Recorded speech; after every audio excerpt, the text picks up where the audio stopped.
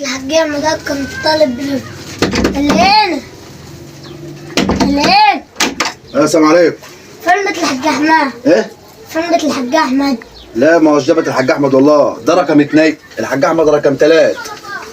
كنت عايز حاجه ولا اسم الحاج احمد؟ كان طلب تريفر. طالب دليفري؟ هو لا ياكل يا ابني عشان يطلب دليفري، هي الشقه اللي جنبيه، الشقه اللي جنبيه روح. حجاح ايوه ايوه ازيك يا باشا؟ ابنك كان طلب تريفر.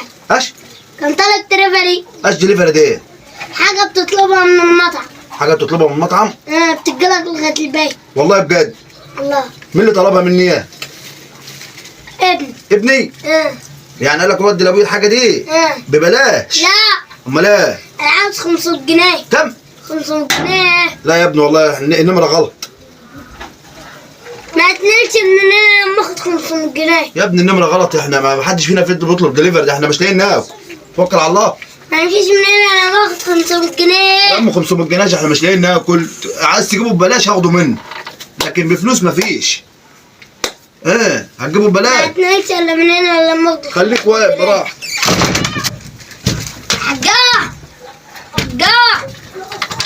يا عم بقول لك ما عندناش الحاجه، امشي يا عم ما بناكلش حاجه من الحاجات دي.